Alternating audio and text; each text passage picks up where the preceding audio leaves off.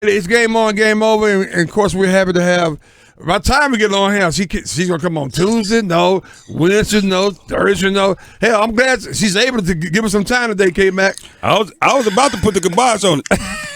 Editor-in-Chief of Carolina Blitz, Vashti. What's up, Vashti? How you doing? Don't do that. Don't do that. She easy took up for you. I said, so what's the problem? That was a scheduling mishap on my part. So I apologize. She easy took care of you. He was like, no, whatever. I said, okay. Wait a minute. CJ, Morning, Vash. CJ, you still playing the same Hey, song? Jazz. Reese, I heard that as much as Kappa strolled to wipe me down, that Boosie should be an honorary Kappa anyway. Well, you know what? Watch this. I love this. Thank you for this, Vesta. Vesta, we don't do an honorary membership. That's only for the Omegas. I heard that I don't do honorary. You gonna do that? Thank you, Vesta, for that. I knew you were because gonna do that. I mean, you at least got a SEAL school to be a member, Oscar. I mean, I'm not participating. You got at least. I am not participating. You got at least spelling school. I'm not participating. Hey, Gary. You're shade. Hey, That's no, I'm just saying. Don't Gary. do that. I mean, you got to be G&D at best. I mean, hey, Gary. I heard they got to walk through at the Atlanta airport. Shaq had a layover in Atlanta, and that's ain't no he'll make it.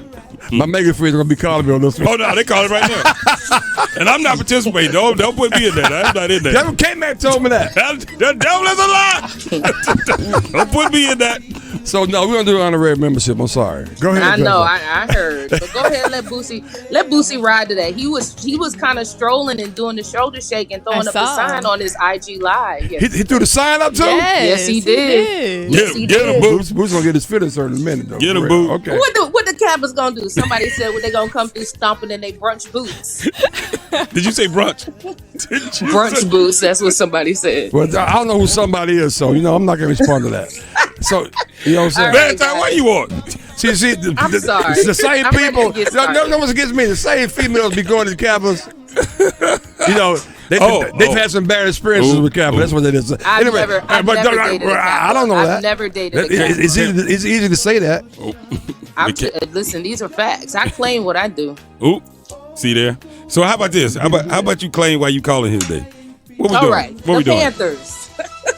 Thank the you. Panthers introduced Matt Rule as their new head coach Wednesday, where the former Baylor coach's speech got mixed reactions. But one thing that most people agreed on was the fact that he reminded them of another Sunday motivator. Some people gave him the nickname Reverend Rule. Take a listen. This made the rounds on Twitter yesterday. Everything counts and that everything's important.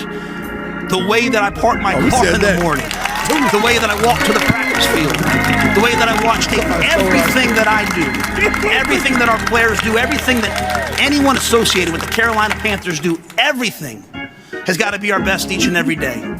And when you live a life like that where everything's important, where no days are throwaways, this ain't Christian music, this is gospel. You can be proud of the guy next to you. You can be proud of your effort. And most importantly, eventually success and championships will come. And this is gospel here. That's gospel. That's not Christian. That's right. So I like one guy, I talked to a couple of men because I wanted to know how they felt about it. One man said that he was ready to suit up after hearing Rule's speech. Another guy said, though, he sounded like a BSer. Game on and game over, that Rule's Reverend-like motivational style would translate well to the pros. I already said it. I'm already on record. I am 70% sure it's probably not going to translate well in a room of grown millionaires trying to make a living looking at this guy that, quite honestly, I just don't think he has the pedigree to come in and talk with a lot of these guys. Now, 19-year-olds, maybe.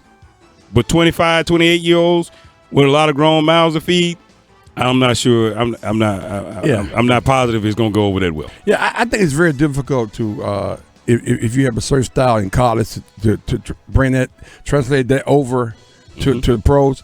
we seeing John Beeline right now. This college mentality stuff he had, and he's getting in trouble in Cleveland. I'm a grown ass man. You can't say certain things to me. Right. So I agree with K-Mac. I don't think I think after the first hit or the first game, all that motivation stuff you're talking about, man, you better get down to X's and O's and treat me like I'm a professional and not a college player. Yeah, and I sort of, unfortunately, am echoing the same sentiments as K-Mac. I mean, it'll be interesting to see, like, down the line, like, when, adversity really, hits in and seeing how they all adjust to it and things like that. But as it stands right now, I agree with K-Mac. I agree with everyone. I was at the press conference and I'm hearing it and I'm like, golly, I thought this was Wednesday and not Sunday. I think it's cool, like Reese said, for high schoolers and college students with hoop dreams. That'll get you riled up. I gotta go make it so I can get to the NFL. But like he said, with these grown men with mouths to feed and kids at home, like, they're basically equals, and you have to talk to them as if they're equals, not this motivational style. What I'm interested in seeing is how he schemes for opposing defenses and how he schemes for opposing offenses. To me, that's going to be the key, and who he places around him. But I'm leery of this college to pro transition. So, a quick question. I know you were involved. You were in all of the press conferences. What has Tepper actually said about the reason for the hire for Rule? And I had a part 2 to it. Oh, basically, sorry. That's okay. It may go into it a little bit, but we can roll into it. But basically, Tepper said that they sat down. They had a 5.5 hour meeting. And while he was talking, Marty Herney was like, "Oh gosh, I got to get into recruiting mode." And he basically, to me, he motivated them, and that got them hyped, which is what a good motivational speaker does. Right. So I think that he's a good salesman. From what I see, he seems to be a very nice guy. He interacted well with the media. He wasn't a butt or anything to anybody. But, I think he sold them in that meeting, and I think he was kind of a hot name, and they missed out on McCarthy. And so it was kind of like, okay, we got to pull the trigger. Yep. That's what I got. But speaking of, according to reports, NFC South coach said that fellow owners aren't happy with the hefty $7,060,000 bag Tepper dropped in order to sign Rule, a former college coach. They said, quote, "Tepper just drove the price of pork up, and I know the owners are pissed." Okay. Game on or game over to owners being mad at Tepper's aggressive move. I think it's game over because let me tell you what, the man got money, and the coaching salary doesn't go against the salary cap. You can pay a coach wherever you want to pay him. Right. And so if you ain't got no paper, that's on you. No paper. That's really on you. So don't get mad at me. Don't get mad at your money, Short. That's right. But look, we all know how money works. I'm just saying, people with money don't want to spend money. Right. So, but that's on them. So, but again, if it's not affecting the salary cap, then I don't think they have anything to do with how much Tepper wants to spend on the coach. Yeah, they still mad though. Yeah, I mean, there's really nothing you can do, and I get the whole thing. You're driving the price of pork up in the terms of like what everyone else is gonna want or want to expect or things like that. Game over for that. Like, sorry. Wow. Yeah, there's no way around that. He did drive the price up, and most money guys will tell you that don't mean I want to spend more money. We supposed to be in this together. We could have got. We both could have got the same thing for $10 million less. And say Matt Rule completely bombs. Like, I don't think Tepper's gonna throw that money at another coach again. You know what I mean? It's not to say that things will always be this way or that it'll have the effects that it seemed like it might. Right. But the thing is, he set that bar. So other coaches, he's the 5th highest paid coach in the NFL. Ooh, Everyone above him. I read 5th, but maybe it's 8th. It's 8th, yeah. Everyone above him has a Super Bowl, from what I read. Yes, that's correct. Yes. So, and that's why I'm saying if he completely bombs, because he's Yeah. Didn't, I mean, what, Temple and then Baylor. Yeah. And then immediately to the pros, he didn't have a lot to go on. So if he completely bombs, nobody's going to be like, all right, well, 60 million, 7 years, that's what we're going after again. You know what I mean? They'll understand that was completely too high. And I don't know. Tepper's a risk taker, though. Tepper's a stockbroker and a risk taker. And he has the bag. Yes, he has the bag. He has the bag, and he said in his press conference when people asked about him, he said, I heard the Panthers owner has a lot of resources. And I was like, okay, well, talk then. Tep has money. Tep is not afraid to spend his money, and he's not afraid to take risk. And that's how he became a billionaire. And people know he's a hedge fund trader, which is a very volatile and risky type environment. And he was successful with that. He's pulling the trigger on Rule. I mean, you hope that it's the right move, but I agree with coaches. Like, come on, you're new to this game. Kind of, I don't know. Yeah, I don't know about that. He's definitely new to the game. Well, and that's the thing. He's a shakeup. He's not going like these other guys, and he doesn't care to. And I don't hate that he doesn't. You know what? I'm gonna say it, and I said it earlier this week. I'm gonna say it again. We not for sale, David Tepper. So don't come at the sports shop trying to throw your money around at us. Your money's not good. It's not good here. So you keep your money. He can throw his money at Carolina Blitz a little bit if he wants to. That's what I'm saying. Big tip. He never wants the easy buy. He wants the hard buy. He does. Here. Do we have time for one more? One more. Yes, absolutely. All right. For Kendrick Perkins, anything. Well, thank you. Thank you. Kendrick Perkins, I don't know if you guys talked about this. Yeah, I saw this. Kendrick Perkins and Kevin Durant, they got into it on Twitter a little bit last night over who was the best player to put on a Thunder jersey. KD. Perk said it was hands down Westbrook. KD retorted that when he was and Perk were in a playoff series, Perkins only averaged 2 points and 3 rebounds. Perkins then clapped back and said that Kevin Durant's move to the Warriors was the weakest in the NBA. Game on or game over to Perkins' assertion that Westbrook is the best to ever put on a Thunder jersey. He's an idiot. Yeah, that's what I think. I clearly think, third best, in my opinion, right now. Okay. Third? Talk to me. Who are the two ahead of him? I know KD. But who else? Talk to me. Did James Harden play for them? Yeah, he did. Yeah, that's what I'm talking about. Ooh. What? Ooh, Reese. Wait a minute. Is that shocking? No. You know what? As I think about it, it's not terrible. Is that shocking? Really. Hold on now. It's shocking to me. Wait, let me ask you a question. Did Kendrick Perkins did it mean the best player to play at Oklahoma? Yeah, that's what I was just about to say. At Oklahoma or just in general?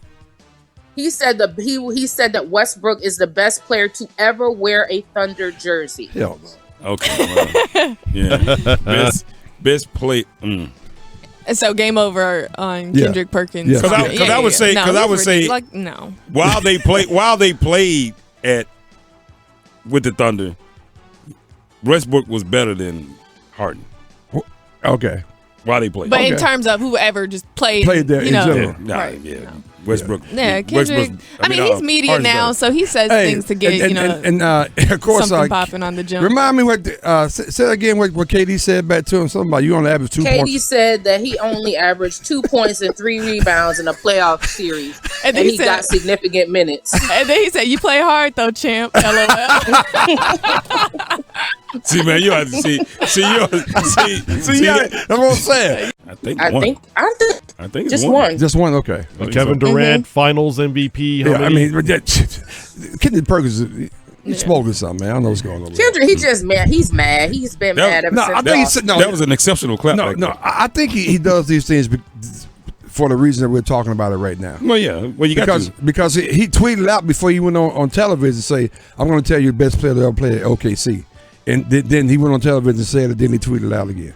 Well, so I ain't mad at it. So I know you're going to have to run, Vashti. We got any Cam news? I mean, Cam's been really under the radar here. Where's Cam? Cam has been posting on his Instagram story some kind of motivational stuff. He said to be forgotten about is dangerous. We got to find it. He also said no excuses, work harder. Then he showed video of him on the bicycle. He still has a boot on his foot. Oh, okay, but everybody's real non-committal. So I don't know. I have no idea. So did he? Okay, wait.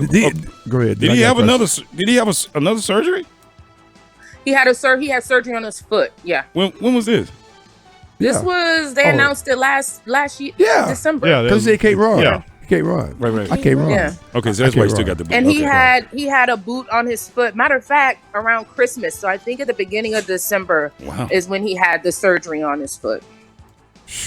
He seems to be motivated, but when Coach Rule was asked about him, he said he spoke to Cam after he, of course, was announced as a coach, and he said Cam seemed excited about the future, but it's very non-committal about what that future will be. Nah, this is not good. Said he has to talk to the owners and Tepper and all of that stuff. Tepper and everyone is saying that they have to see how healthy Cam will be. I'm not feeling this. I can't run. I don't know how this is going to, I mean, they're the same age, aren't they? Who? Cam and Rule. No, that's silly. 30. If Rule is 30, that is a hard 30. That's the coach at New York Giants. They're about the same age. I'm like, Joe Judge. Yeah, was he like 38 years old? Joe Brown. Yeah. You guys heard it here first. If Les Tepper steps in, Cam Newton may not be a Carolina Panther. Well, I thought he was going anyway. Personally, that's what I think. They're gonna bring in Jameis Winston. I'm joking. I'm joking, people. I'm joking. Oh my goodness. All right, Vashti. Have a great weekend. Okay, guys. Thanks for having me. All right, we'll see.